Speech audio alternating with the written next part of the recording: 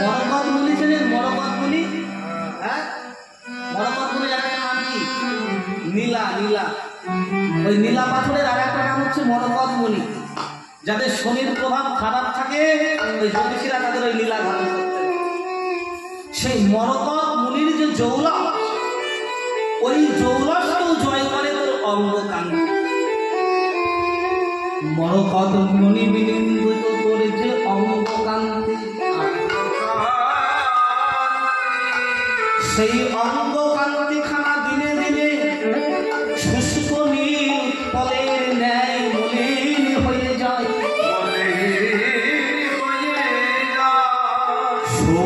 ঝামরয়ে কুমরয় ভাবে। ইট যদি বেশি পোড়া হয় তাকে কি বলা হয়?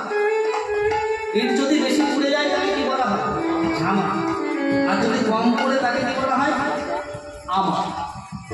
তা তোর বরণ খালা ছিল নীল নীলা পাথরের মতো, সেই অঙ্গকান্তিখানা দিন দিন ঝামট হয়ে যাচ্ছে। কেন বলে? নীল নলিনী কেন শুকায়ে গেছে, নীল নলিনী কেন শুকায়ে গেছে, নীল নলিনী কেন শুকায়ে গেছে, মনে কেন শুকায়ে গেছে, নীল নলিনী কেন শুকায়ে, নীল নলিনী কেন শুকায়ে গেছে, কানা কত ভয়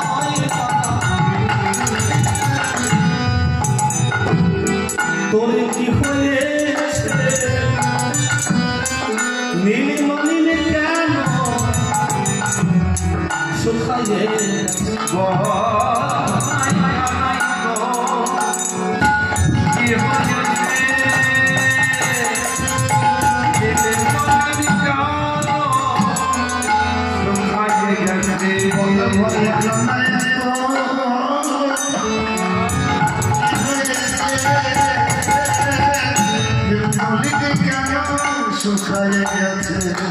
বলো কোন ছাদে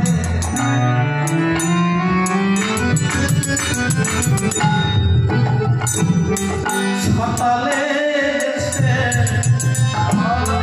নলিন নলিন নলিন নলিন মানে হচ্ছে পদ্মফুল। আর পদ্মফুল শুকিয়ে যায় তখন তোর বদনখানা যেন নীল নলি, মানে তোর বদনখানা যেন নীল পদ্মফুলের মতো। আর সেই পদ্মফুলটা যেন ধীরে ধীরে শুকিয়ে যাচ্ছে। পদ্মফুল ফোটে কখন? পদ্মফুল ফোটে হচ্ছে প্রভাত কালে সূর্যের কিরণ। আর পদ্মফুল মুদিত হয়ে যায় নিশীথে চন্দ্রের কিরণে। বলে কোন ছাদে সকালে গেছে, সকালে গেছে,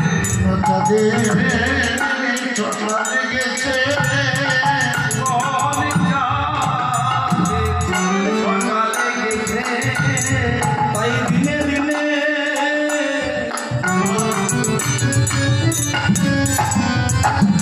শুকায়ে যাইছে। বলে কোন ছাদে সকালে গেছে, দিনে দিনে শুকায়ে যাইছে, কোন ছাদে সকালে গেছে।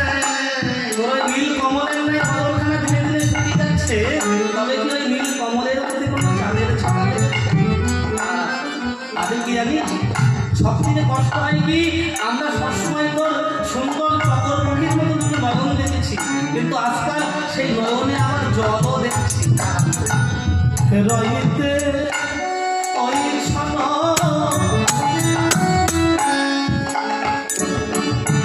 নয়ন জল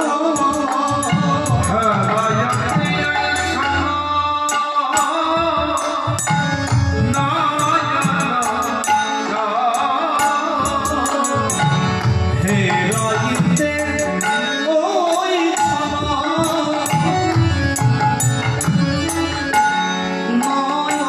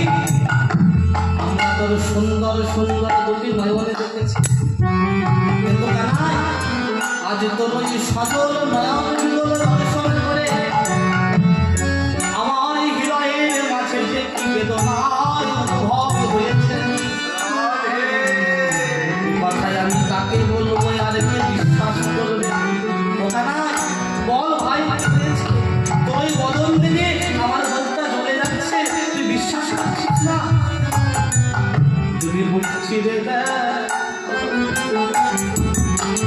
দেখাইতে পারতাম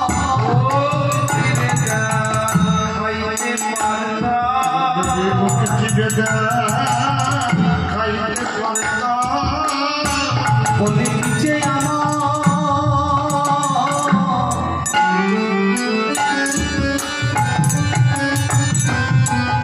আমার মনের ব্যথা যদি বুক ছিঁড়ে দেয় খাইতে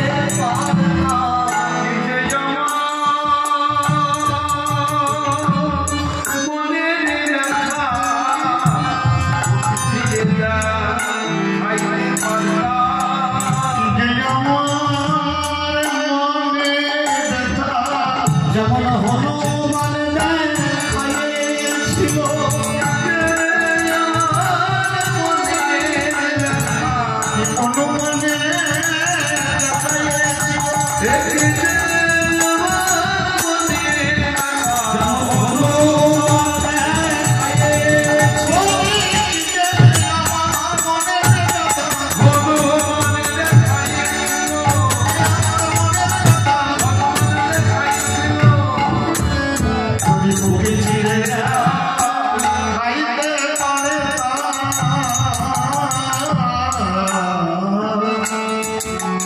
যেমন হনুমান একদিন ভক্তির পরীক্ষা দিতে গিয়ে তার বুকখানা চিরে বুকের মাঝখানে রামসীতার যুগলমূলতি দর্শন করেছিল। আর যদি আমি আমার বক্ষখানা সেই রকম করে চিরে দেখাতে পারতাম যে তোর মুখ মলিন দেখে আমার বুকে কতটা কষ্ট, তাহলে হয়তো কেউ বিশ্বাস করলেও না বদন মলিন হয়েছে তো, কিন্তু বক্ষখানি জ্বলে যাচ্ছে আমার। আর চুপ করে থাকিস না কানায়, বল ভাই কি হয়েছে? হেরগিতে ওই ছন সহজ মানে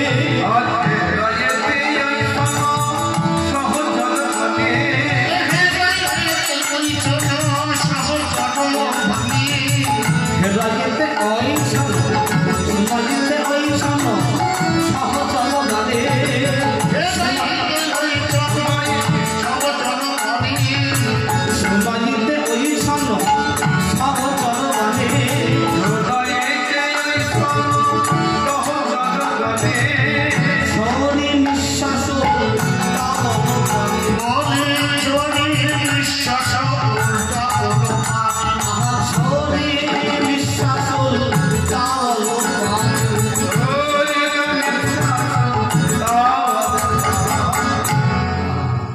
ভগবান এতক্ষণ চুপ করেছিল, কিন্তু সুবলের এই সমস্ত কথা শ্রবণ করাতে ভগবানের মনের বেদনা কিঞ্চিৎ প্রশমিত হলো।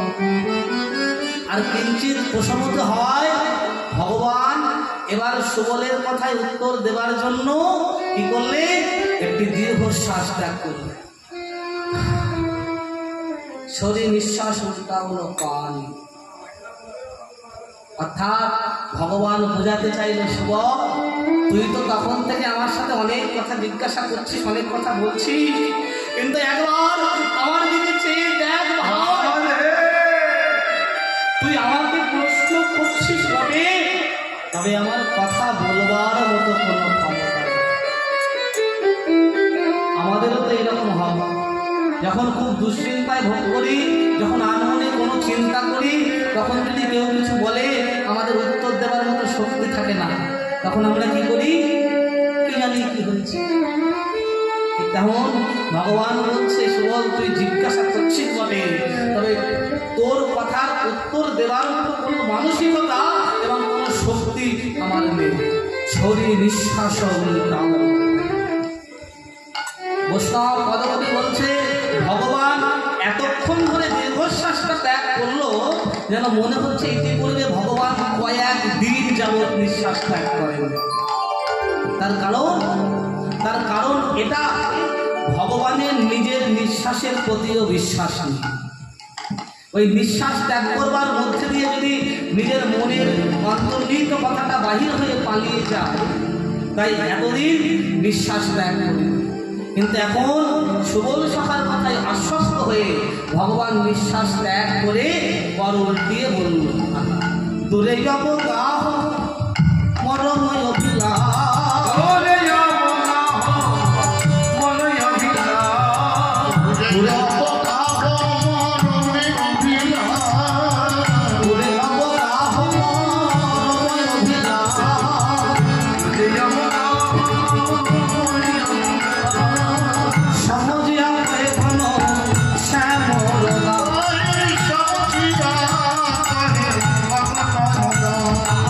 সমজিয়া কহে ঘন শ্যামরদা,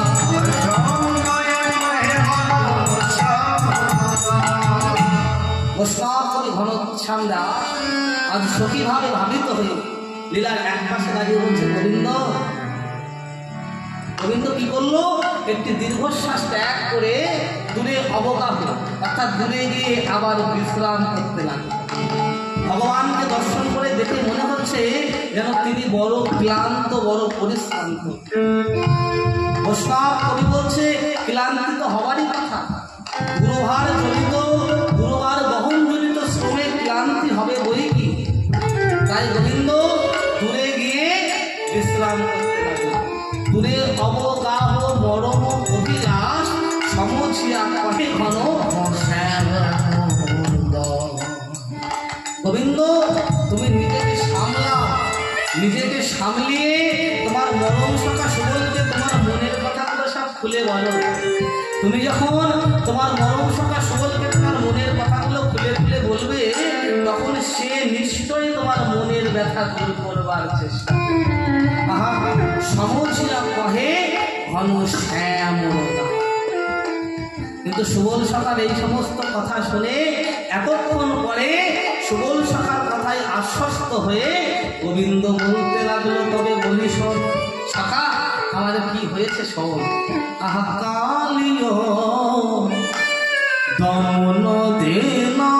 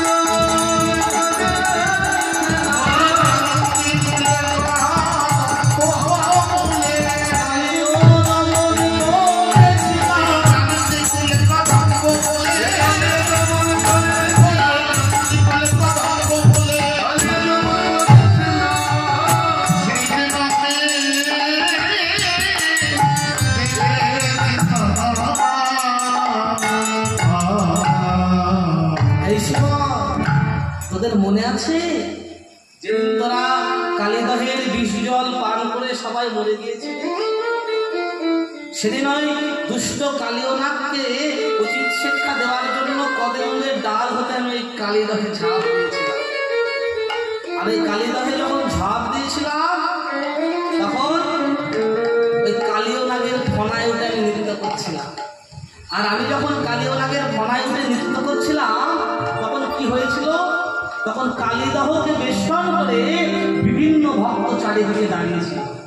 এই কালীদহের বলে 4 ধরনের ভক্ত ছিল: দাস্য, সত্য, বাৎসল্য আর মধু। কালীদহের এক কুলে ছিল আমার পিতা মাতা, কালীদহের আর এক কুলে ছিল তোরা আমার সখাগণেরা, কালীদহের আর এক কুলে ছিল যত বৃদ্ধ গোপ নগরবাসী। আর যে কুলে কদম্ব তলাটা ছিল সেই কুলে আমি হঠাৎ লক্ষ্য করলাম। দেখলাম কি দেখলাম? দেখলাম কত শত নবব্রজ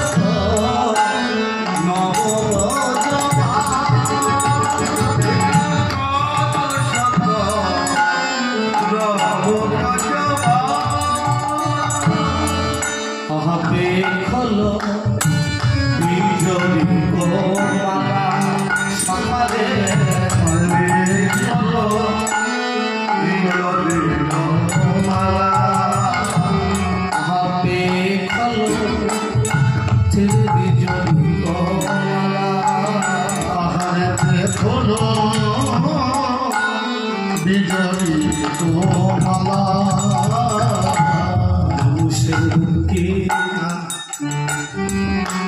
এমন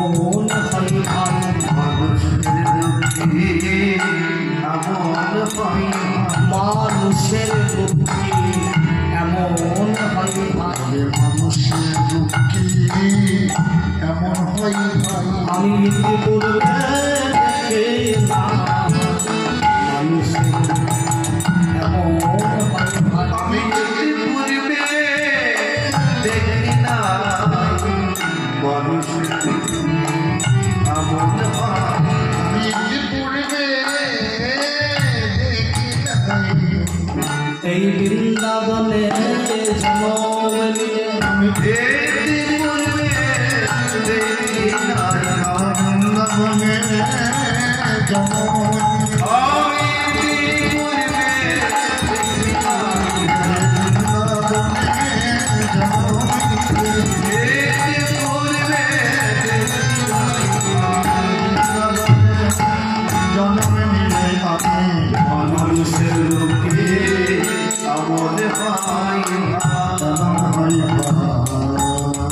আমি যখন কালীনাগের মস্তকে নৃত্য করছিলাম তখন বৃন্দাবন হতে বহু শত রমণী তারা নাগ দমন লীলা দর্শন করতে এসেছিল। আর তাদের দেখে আমার ভ্রান্তি হলো। প্রথমে দেখে মনে হলো তারা কোনো রমণী নয়, কোনো মানবী নয়, যেন স্থির বিজুলির মূর্তি বিধাতা সৃষ্টি করে রেখেছে। সখা সুবলে বৃন্দাবনে জন্ম নিয়ে আমি কত দেবতা দেখেছি, আবার কত গন্ধর্বকে আমি দর্শন করেছি, কত মানবী আমি দর্শন করেছি। এবং তাদের ভিতরে যে কতখানি রূপ লাবণ্যের যৌন শোষা থাকে, কতখানি রূপ লাবণ্যের অবতারণা থাকে তাও আমি জানি। কিন্তু ওই সমস্ত ব্রজ রমণীগণের দেখে আমার মনে হলো মানুষের এত রূপ হয় সেটা আমার জানা ছিল। আর সেই সমস্ত রমণীকে দর্শন করে আমি মুগ্ধ হয়েছি। সুবল বলছে, ওখানা তুই যেদিন কালীনাগ দমন করেছিলিস বৃন্দাবন হতে বহু শত রমণী তারা এসেছিল, এ কথা সত্য। এবং তারা তোর নাগ দমন লীলা দর্শন করতে করতে মুগ্ধচিতা অবস্থায় তোর রূপ দেখতে দেখতে তোর প্রতি মুগ্ধ হয়েছিল, এটাও সত্যি কথা। কিন্তু তুই যে পুনরায় আবার সেই সব গোপীদের বদন দর্শন করে মুগ্ধ হয়েছিস, এটা তো খুব হাস্যকর বিষয়। গোবিন্দ বলছে, সুবল, আমি সবার রূপ দেখে মোহিত হইনি, দেখলাম কহি ধনি মনি দুচারি, কহি ধনি মনি দুচারি, দেখলাম কহি ধনি মনি দুচারি, দেখলাম কহি ধনি মনি দুচারি চারি। সেই সমস্ত রমণীর মধ্যে তাদের মুকুটমণি স্বরূপ আমি 2-4 জন রমণীকে দর্শন করি। এখানে 2-4 জন শব্দের অর্থ কিন্তু অল্প কিছু সংখ্যক নয়। এখানে 2-4 জন শব্দের অর্থ হচ্ছে 4 গুণে 8 জন রমণীকে আমি দেখি। আমি বাম দিকে 8 জনকে দেখেছিলাম আর ডান দিকে 8, আমি বাম দিকে 4 জনকে দেখেছিলাম আর ডান দিকে 4 জনকে দেখেছিলাম। সুবল বলছে, তুই বাম দিকে 4 জনকে দেখেছিস আর ডান দিকে 4 জনকে দেখেছিস, তাহলে নিশ্চয়ই তাদের মধ্যে আরো কেউ ছিল। বলছে, ছিল বই কি, আমাকে বলতে দে। দহি মন মোহিনী আরে কহি মন মোহিনী নারী, দহি মন মোহিনী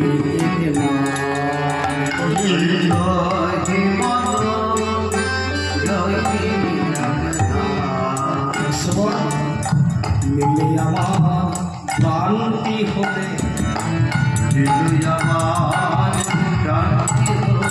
সেই সুন্দরীকে মিলে আমার প্রাণটি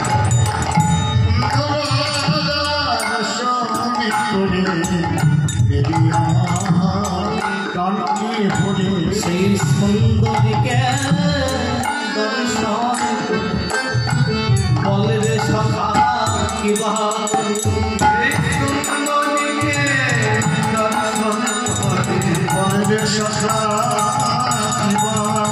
সেই সুন্দরীকে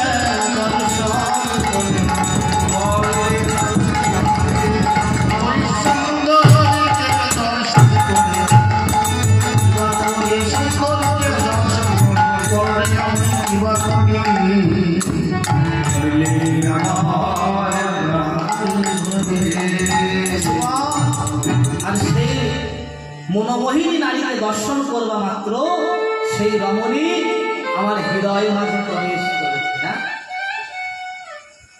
সেই রমণীকে দর্শন করবা মাত্র সেই রমণী আমার হৃদয় মাঝে প্রবেশ করেছে।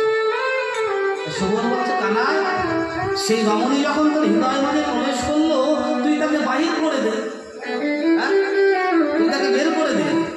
মনটা তোর, হ্যাঁ, তোর মনে তুই কাকে থাকতে দিবি না দিবি সেটা সম্পূর্ণ তোর ব্যাপার। তা তোর মনে যখন একজনকে প্রবেশ করলো, তুই তাকে বের করে দে। সুবল বলছে, কানাই, তুই সত্য বলেছিস বটে, তবে আমার কয়েকটা প্রশ্নের উত্তর দে তো। যেখানে বহুক্ষণ যাবৎ বৃষ্টিপাত হয়, সেখানে কি হয়?